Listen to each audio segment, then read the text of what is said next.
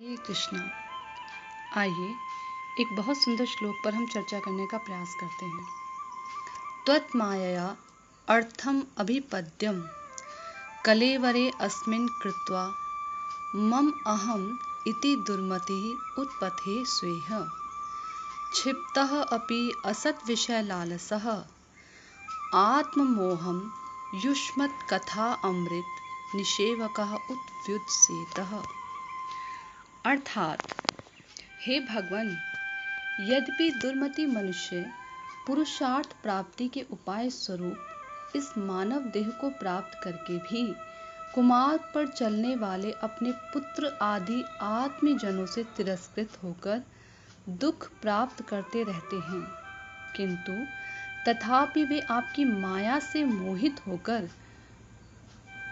इस देह में मैं और मेरे का अभिमान कर अनित्य विषयों की ही लालसा करते रहते हैं। परंतु जो व्यक्ति आपके कथामृत के पिपासु हैं, वे ऐसे देहात्म अभिमान रूप मोह का दूर से ही परित्याग कर सकते हैं। तो ये श्लोक है, ये वास्तव में विद्याधरों के द्वारा कहा गया है। इसमें वो भगवान से प्रार्थना करते हैं कि वे मनुष्य जिनकी मति दुर्मति है। दुर्मति कैसी? जिन्हें आध्यात्मिक ज्ञान समझ नहीं आता, उनके मन में आध्यात्मिक ज्ञान समाता नहीं है।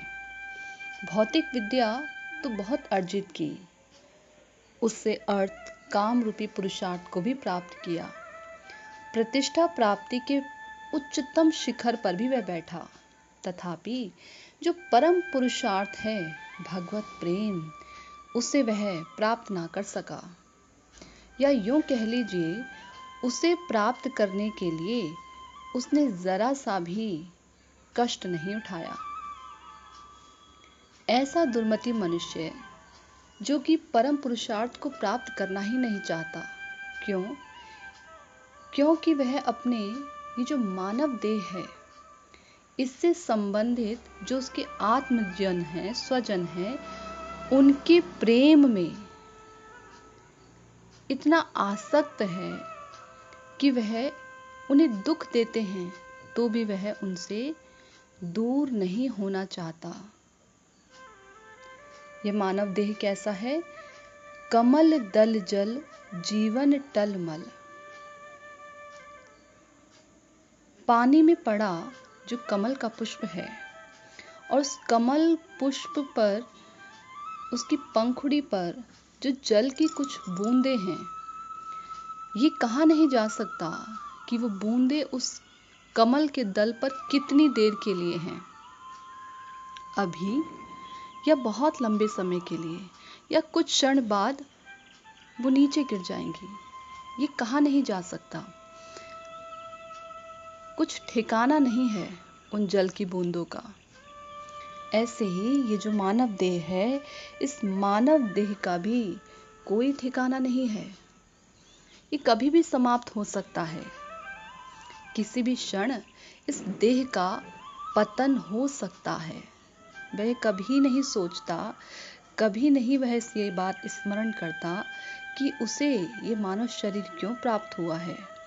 अपने आत्मजनों से दुख पाने के बाद भी वह उनसे दूर होना नहीं चाहता।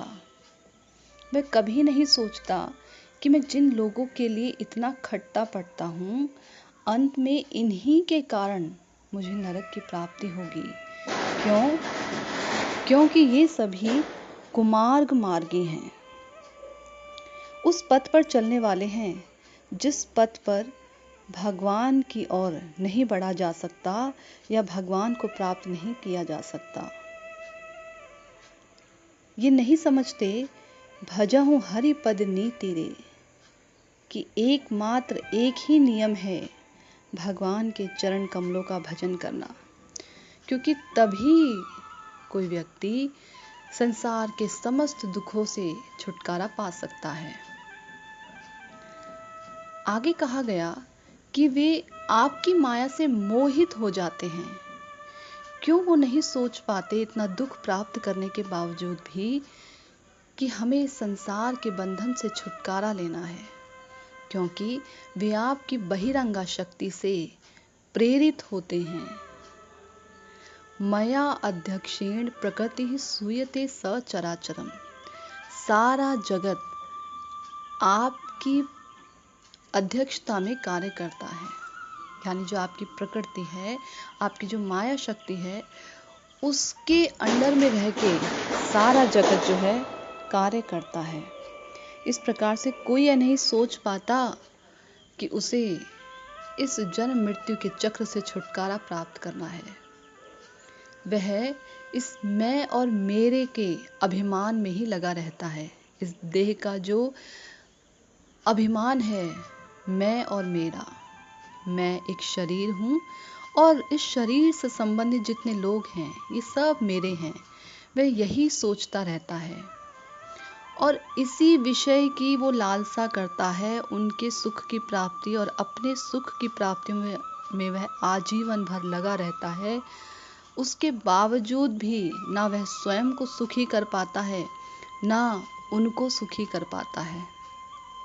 लेकिन जो व्यक्ति आपके कथामृत के पिपासु हैं, गोपियों ने कहा, तव कथामृतम तप्त जीवनम। आपकी कथाएं तपते हुए जीवन के लिए अमृत स्वरूप है। ऐसे लोगों के कष्ट को दूर करती हैं आपकी कथाएं, जिनका जीवन, जिनका सर्वस्व, तन मन हृदय सब कुछ जल रहा है।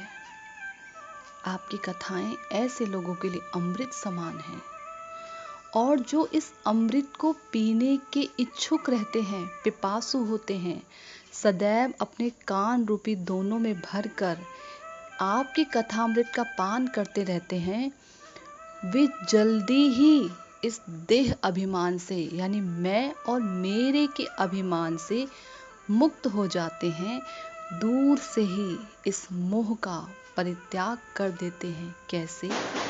केवल और केवल आपकी कृपा के माध्यम से। है ना सही बात? हरे कृष्ण।